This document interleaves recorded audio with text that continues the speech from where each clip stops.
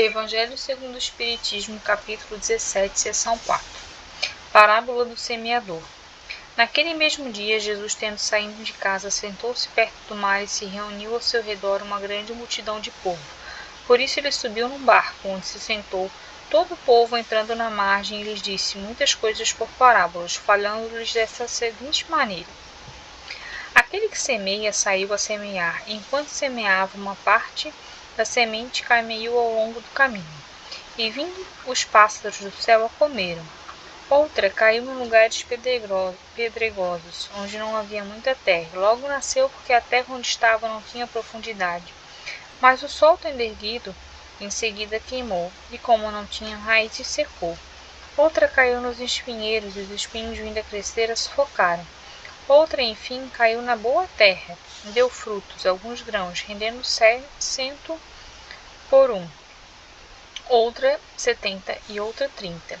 Que ouça aquele que tem ouvidos para ouvir. Escutai, pois vós, outros, a parábola do semeador. Todo aquele que escuta a palavra do reino e que não lhe dá atenção, o espírito maligno vem e arrebata o que havia sido semeado em seu coração. E aquele que recebeu a semente ao longo do caminho.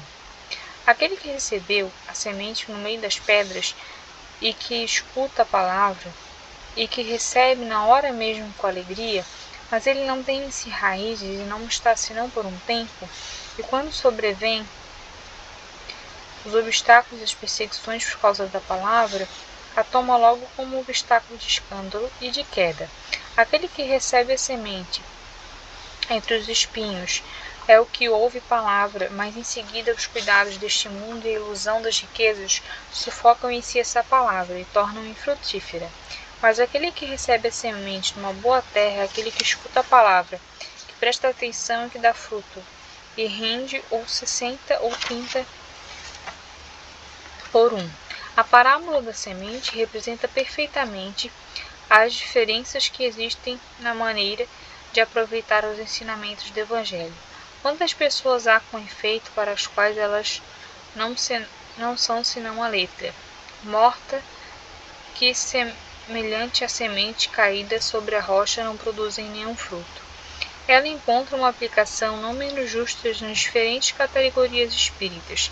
Não é emblema daqueles que não se apegam senão aos fenômenos materiais, e deles não tinham nenhuma consequência, porque não veem neles senão um objeto de curiosidade, daqueles que não procuram senão brilho nas comunicações dos espíritos, que não se interessam por elas, senão quando satisfazem a sua imaginação, mas que depois de terem ouvido são tão frios e indiferentes quanto os antes, que acham que o conselho de muitos os admiram, mas deles fazem aplicação nos outros e não a si mesmos, dos que, enfim, para que com essas instruções são como a semente caída na boa terra e produzem frutos?